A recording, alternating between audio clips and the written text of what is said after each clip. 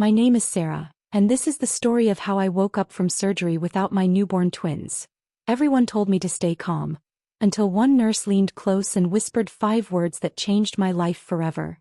Don't trust your husband. The first thing I noticed wasn't pain.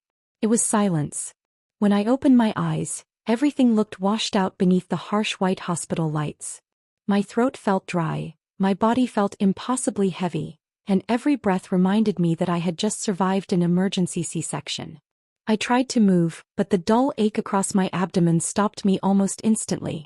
Then I remembered. The twins. The fear, the rushed voices, the doctors telling me they couldn't wait any longer. I had drifted into darkness believing that the next time I opened my eyes, I'd hear 2 tiny cries and finally meet the babies I'd carried for 9 long months. Instead there was nothing. No crying. No soft cooing. No excited family waiting beside my bed. Just the steady beeping of machines and the faint smell of antiseptic hanging in the room. I slowly turned my head toward the window before looking beside my bed. 2 bassinets stood there. Both were empty. At first I smiled to myself, trying to stay calm. Maybe the babies were in the nursery for routine checks. Maybe they were being weighed or cleaned up after the difficult delivery. That had to be it. I pressed the call button. A nurse entered a few moments later with a polite smile that disappeared the second she saw me looking at the bassinets. "Where are my babies?" I asked. She hesitated. It wasn't a long pause, but it was long enough. "They're being looked after," she finally answered. My heart tightened. "Both of them?" She looked away before nodding. "I'll let the doctor explain everything." Then she left. I stared at the closed door, feeling something I couldn't quite describe. Not panic. Not yet. It felt more like a quiet alarm ringing somewhere deep inside me. I waited.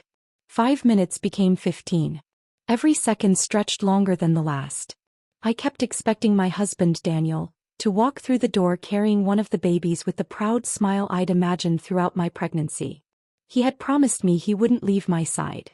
Even when the doctors rushed me into surgery, he squeezed my hand and whispered that everything would be okay. "I'll be here when you wake up." Those were his last words before the anesthesia pulled me under. Now he was gone. Another nurse entered to check my blood pressure. "Where's my husband?" I asked immediately. "I'm not sure." "Can you call him?" "I'll see if I can find someone." She avoided my eyes while adjusting the monitor. When she finished, she hurried out almost as quickly as she'd arrived. That uneasy feeling grew heavier. The room suddenly felt colder. Outside my door I could hear carts rolling down the hallway, distant conversations, and newborn babies crying somewhere nearby. None of those cries belonged to mine. Eventually a doctor I barely recognized walked in carrying a clipboard. He smiled professionally. "How are you feeling?" "I want to see my twins. They're having some routine evaluations." "What kind of evaluations?" "They just need a little extra monitoring after the delivery." His answer sounded rehearsed. "Can I see them?" "Not just yet." "When?" "Soon." He left before I could ask another question. His explanation should have reassured me. Instead it only created more questions. An hour later another physician stopped by. Unlike the first doctor, he seemed confused while reviewing my chart. "I'm sorry," he said. "Which baby are you asking about?" I blinked. "My twins." His forehead creased. "I only see documentation for one infant being transferred to the nursery." The words landed like ice water. "What are you talking about?" He looked back at the paperwork. "I'm sorry. Let me verify something." Then he walked out. I stared after him, convinced I'd misunderstood. One infant? Oh, that wasn't possible. Every ultrasound. Every appointment. Every heartbeat. There had always been 2. I closed my eyes, trying to think clearly, but the anesthesia still clouded everything. Maybe I was confused. Maybe medications were affecting my memory. For one terrifying moment I wondered if I'd imagined everything. Then I remembered the nursery we had painted pale green. 2 cribs. 2 car seats. 2 tiny knitted blankets folded neatly by my mother. 2 names we'd spent months choosing. Emma. Ethan. They were real. Our twins were real. Tears slipped down my cheeks before I even realized I was crying. During my pregnancy, strangers constantly smiled when they learned I was expecting twins. Daniel always wrapped an arm around me proudly. "We're twice as blessed," he'd tell anyone who asked. People admired him. He remembered every appointment. He bought matching stuffed animals. He read parenting books late into the night. Everyone said I was lucky to have such a devoted husband. Looking back, there were moments that felt different. Small things I dismissed because I loved him. He insisted on managing every insurance document himself. Whenever hospital forms arrived in the mail, he'd tell me not to worry because he'd already handled everything. I trusted him completely. His parents certainly encouraged that trust. They came from old money, the kind of family whose name opened doors in our town. My father-in-law rarely spoke unless business was involved. My mother-in-law, Evelyn, smiled constantly. But her smiles never seemed to reach her eyes. She often rested a hand on my growing belly and made comments that left me strangely uncomfortable. Twins are such a tremendous responsibility. I hope you're strong enough. Some mothers aren't prepared. Daniel always laughed those comments away. That's just mom being mom. I accepted the explanation because it was easier than questioning the people who would soon become grandparents. Still, something about Evelyn always made me feel as though I were being evaluated instead of welcomed. She asked unusual questions. Who would stay home? Whose last name would appear on certain documents? Did we really need to live so far from Daniel's parents after the babies arrived? I thought she was simply overbearing. Nothing more. Now, lying alone in that hospital bed, every conversation replayed inside my head with unsettling clarity. The afternoon sunlight slowly faded through the blinds. No husband. No babies. No real answers. Then the door opened again. A different nurse stepped quietly inside. She wasn't carrying medication or a clipboard. She simply looked around the room before glancing into the hallway.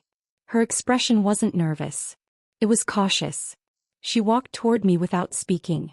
When she reached my bedside, she leaned down as though checking my for. Her voice was barely louder than a breath. Listen carefully. I froze. She glanced toward the doorway one more time. Then she whispered the words that would stay with me forever. Don't trust your husband.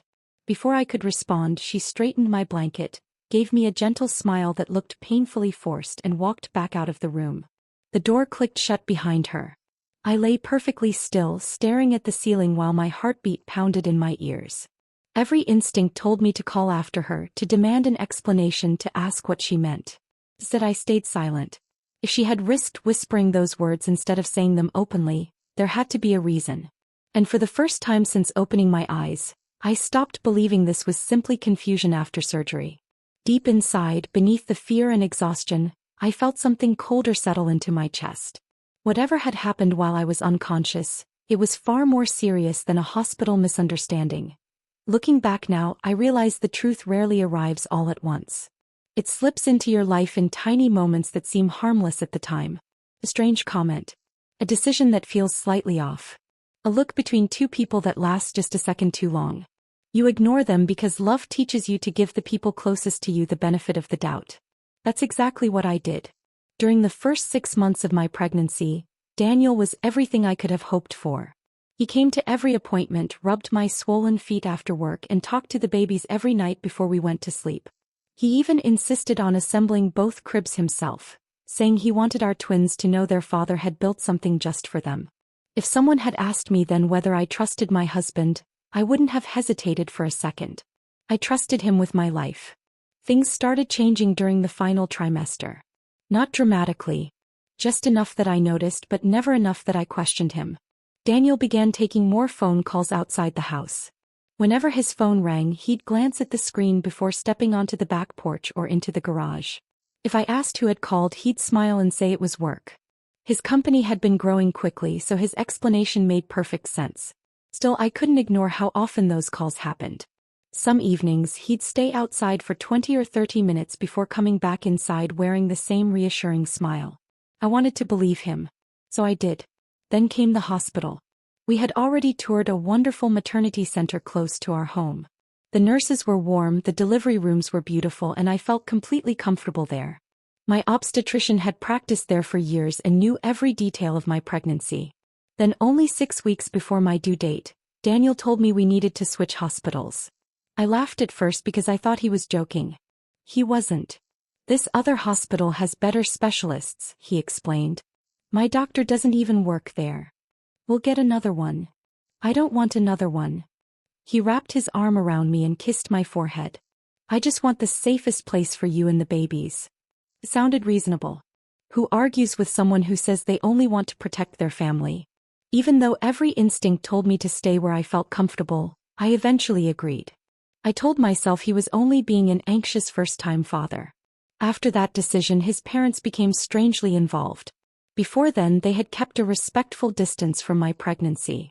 Suddenly, they wanted to attend every appointment, every ultrasound, every consultation, even routine checkups. Evelyn always carried a notebook, writing things down whenever the doctor spoke. She asked more questions than I did. Sometimes it felt like she was interviewing the medical staff rather than celebrating her future grandchildren. One afternoon, while Daniel was paying for parking, she rested her hand on mine. "You know," she said softly, "raising twins isn't easy." I smiled. "I know it'll be challenging." "No," she replied. "You don't understand. It can break people." I laughed awkwardly. He didn't. "You'll be exhausted all the time." "I'm prepared." Every mother thinks she is. There was something unsettling about the way she watched me. Not with concern. With evaluation. Almost as though she were measuring whether I deserved the babies I was carrying. Daniel always dismissed my concerns afterward. "Mom worries too much. She's just protective. Don't overthink it." So I stopped mentioning it. Money became another unexpected source of stress.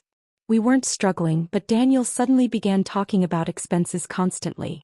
Diapers, formula, college funds, bigger cars, larger houses. Every conversation somehow circled back to finances. One evening I suggested postponing a kitchen renovation. Instead of agreeing, he became unusually quiet. "We have to think long-term," he said. "For what?" "Our future." His answer felt incomplete. A week later I found an invoice from a law office tucked inside his briefcase. When I asked about it, he quickly folded the paper. It was for a business consultation. I believed him. Weeks later I found another envelope from a different attorney. Again he brushed it aside. Business. Texas. Estate planning. There was always another explanation. I never imagined those meetings had anything to do with me. Or my babies. As my pregnancy became more physically demanding, Daniel insisted on handling every piece of paperwork. Insurance forms. Hospital admissions. Medical releases. He'd place documents in front of me while I was lying on the couch with swollen feet. "Just sign here." Sometimes I read them. Sometimes I didn't. I trusted the man I had married. I never imagined trust could be used against me. Around that same time he began discouraging visits from my family. My younger sister wanted to stay with us during the final weeks before delivery. Daniel said our guest room was being used for baby supplies. My mother offered to help after the twins arrived. He suggested it might be too overwhelming. Even my father noticed something had changed. "He seems different lately," Dad quietly told me after one family dinner. "What do you mean?" "I don't know." He paused. "He just doesn't seem happy when we're around." I defended Daniel immediately. "He's just stressed." That became my answer for everything. Stress. Work. Preparing for twins. There was always a logical explanation. Even my closest friend Melissa noticed. We met for lunch just 3 weeks before my due date. Halfway through the meal, she looked at me carefully. "Can I ask you something?" "Of course." "Has Daniel always answered your phone lately?" I frowned. "What do you mean?" "I've called you twice this week." "I never got your calls." She looked surprised.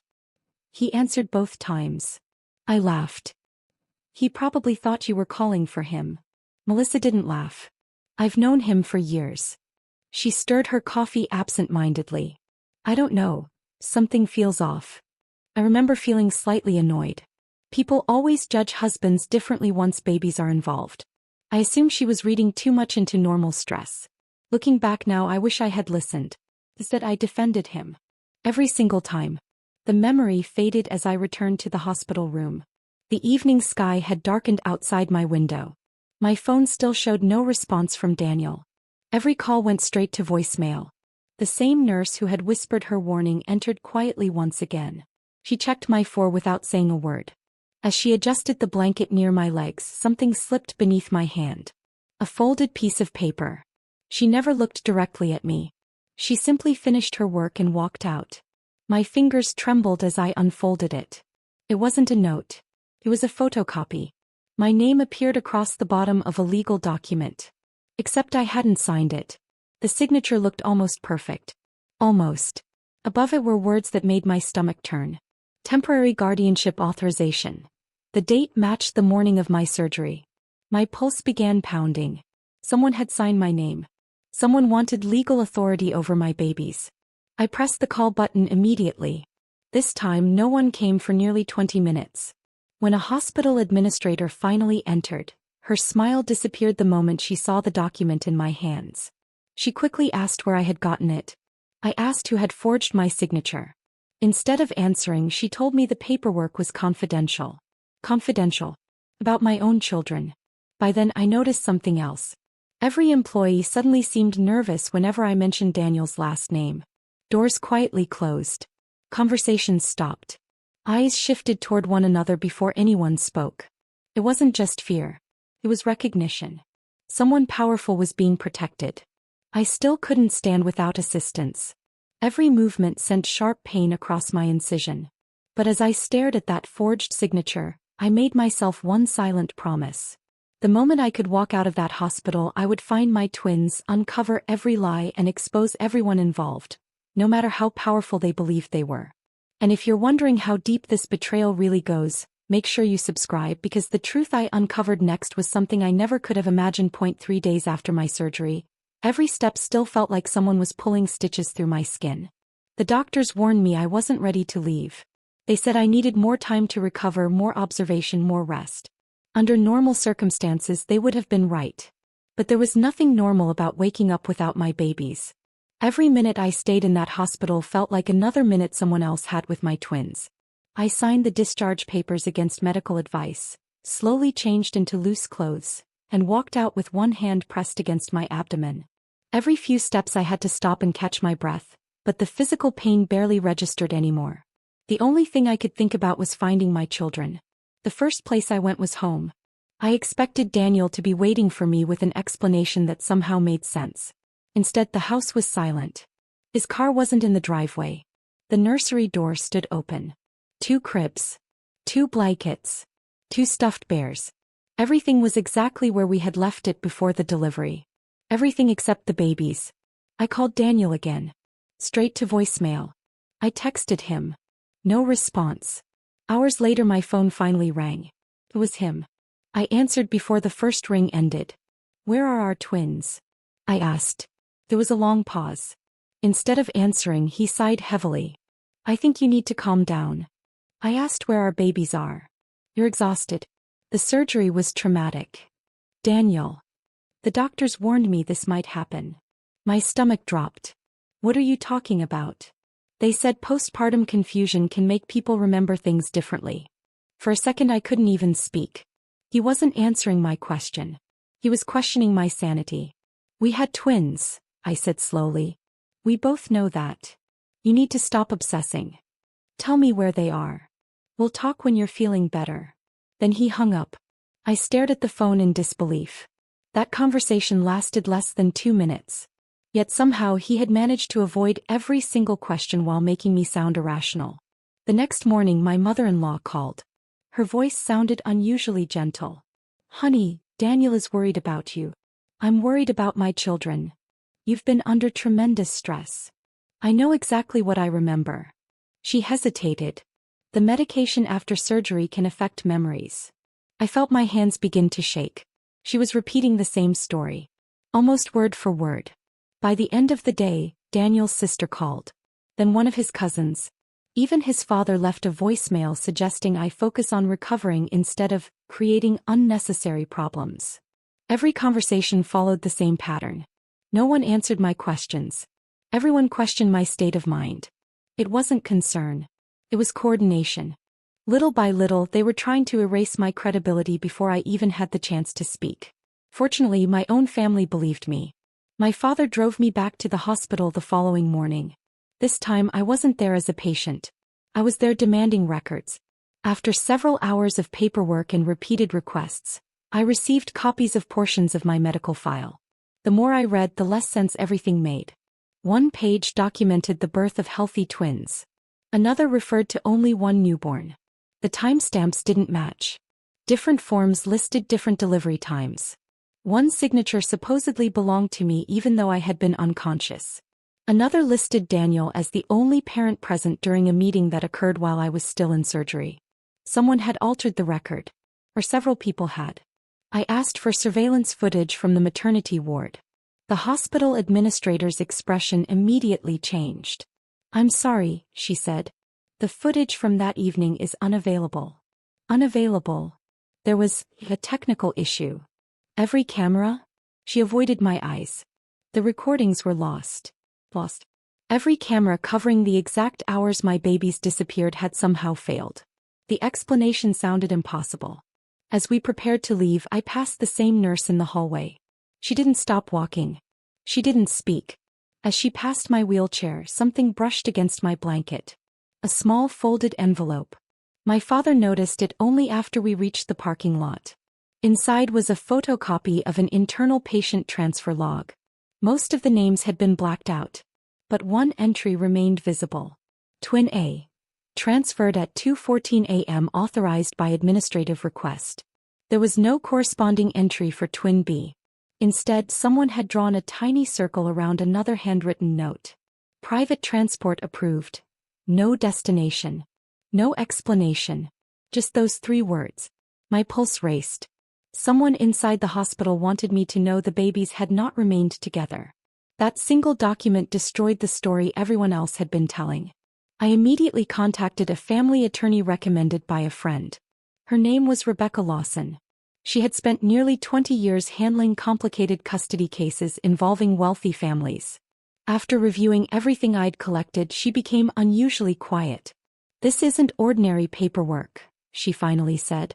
"What do you mean?" She spread the documents across her conference table.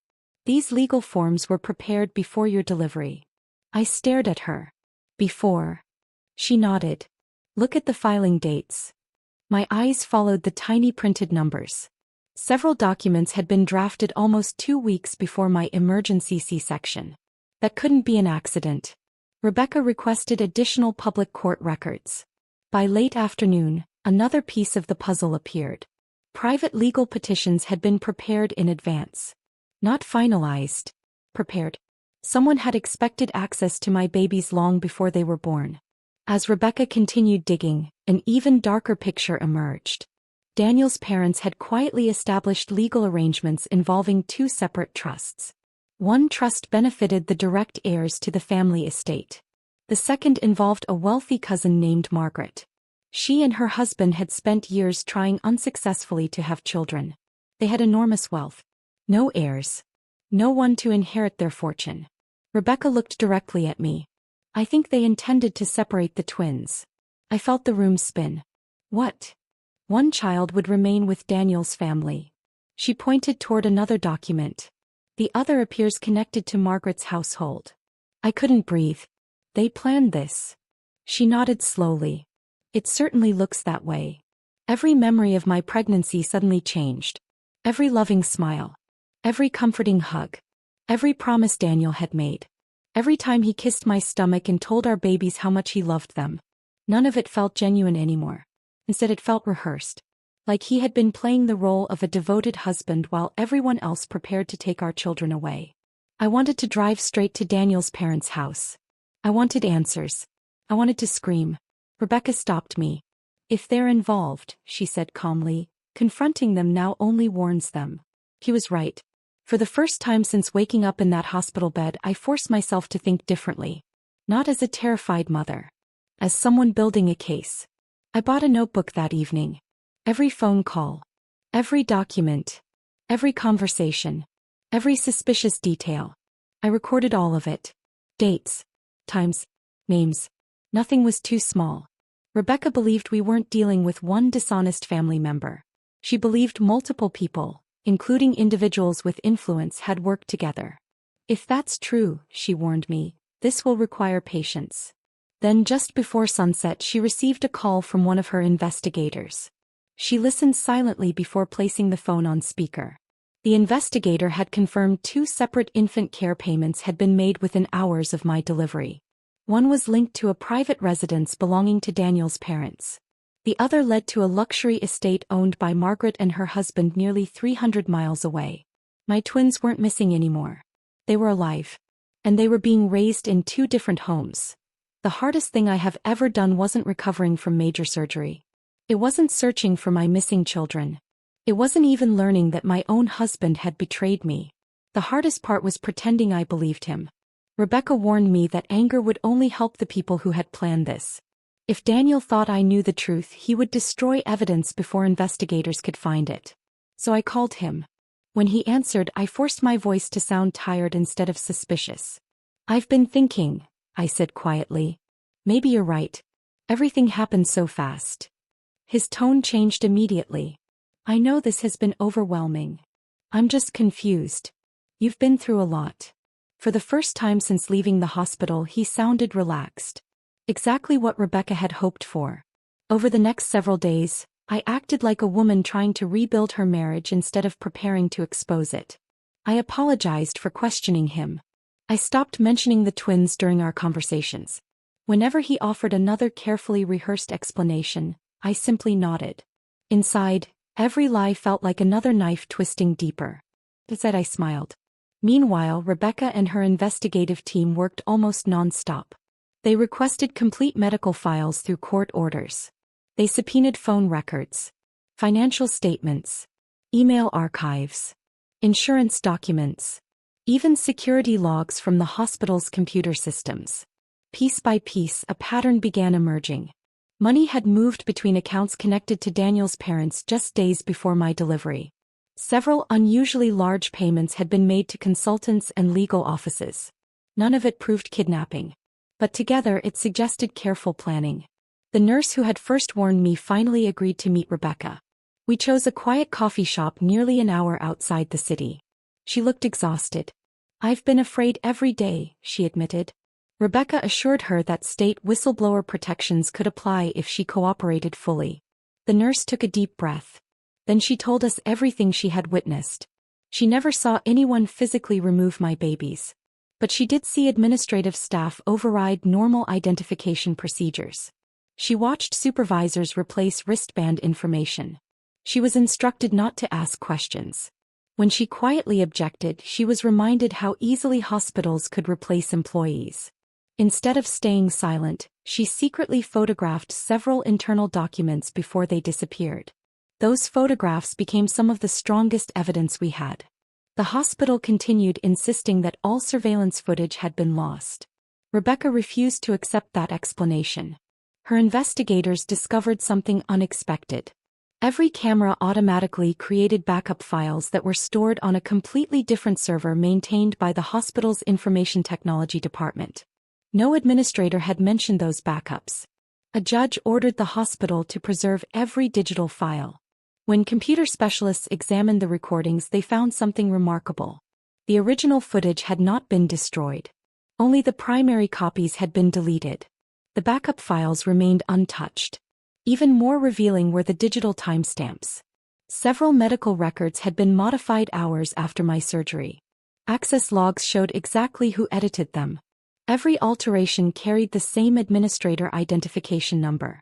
Someone had changed official records after the babies were born. That wasn't an accident. It was evidence. Daniel continued believing I suspected nothing. His confidence became his greatest mistake. One evening he accidentally sent me a text that had clearly been intended for his mother. It read, "She's calming down. I think she'll sign everything soon." Less than a minute later he deleted it. Unfortunately for him, my phone had already saved the notification. Rebecca smiled the moment she read it. "People always underestimate electronic evidence," she said. A week later Daniel invited me to lunch. He looked more affectionate than he had in months. Halfway through the meal he slid a folder across the table. "I've been talking with my parents," he said gently. "They only want what's best for everyone." Inside were permanent guardianship agreements. According to the documents, I would voluntarily transfer legal authority over both children to trusts managed by Daniel's family. In return, I would receive generous financial support and continued visitation. He watched me carefully. I know this is difficult.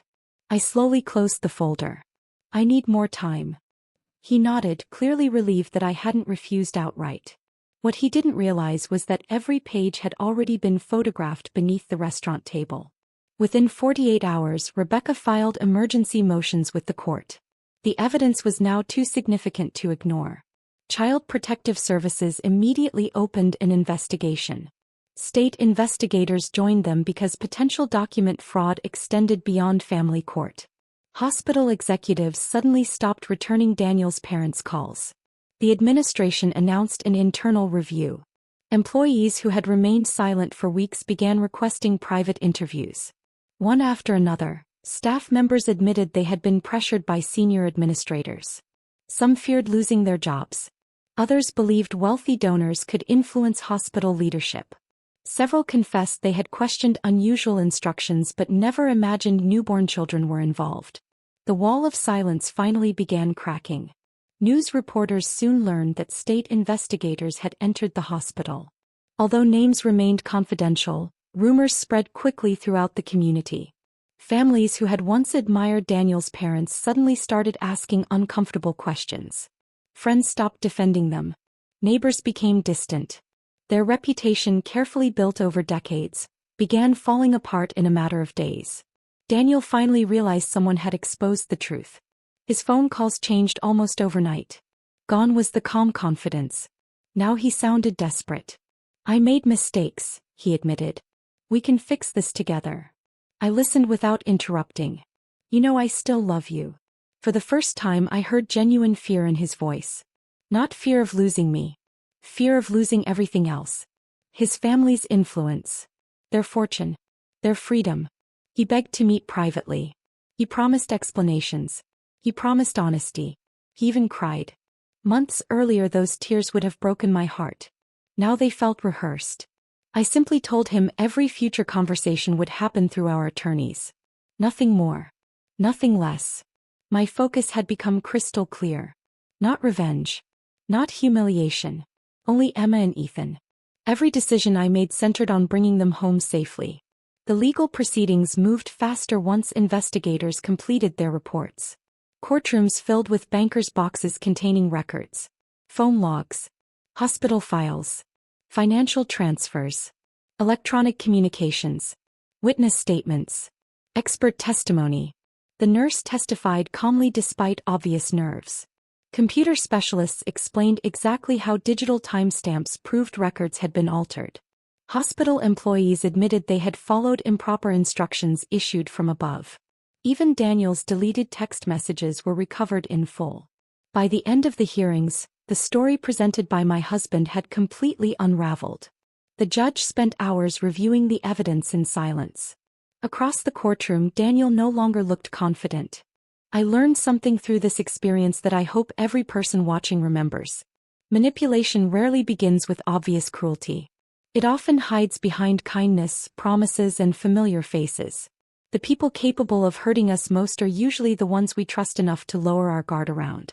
If something feels wrong, don't silence your own instincts simply because someone else tells you you're imagining things. Ask questions. Read every document. Listen when your heart tells you something isn't right. Patience became my greatest strength. There were countless moments when I wanted to scream, accuse everyone involved, and let anger guide every decision. If I had, I might have destroyed the very evidence that ultimately protected my children. Instead, I trusted facts, documents, witnesses, the legal process. Justice may move slowly, but when supported by truth, it moves with purpose. Today, Emma and Ethan know they are deeply loved. One day, when they're old enough to understand, I will tell them exactly what happened. Not to fill them with bitterness. Not to teach them revenge. But to teach them the value of honesty, courage, and standing up for what is right. My greatest victory was never defeating my husband or proving his family wrong. My greatest victory was making sure my twins would grow up knowing the truth about how fiercely their mother fought to bring them home. Healing continues every single day. Some scars never completely disappear, but they no longer define my future. They remind me of my strength. If this story touched you, or if you've ever experienced betrayal by someone you trusted, I'd love to hear your thoughts in the comments. Remember, love cannot survive without honesty. and silence only protects those who choose deception. Thank you for spending this time with me. If you enjoy stories of resilience, justice, and overcoming impossible odds, don't forget to subscribe and join us for more true stories where courage always has the final word.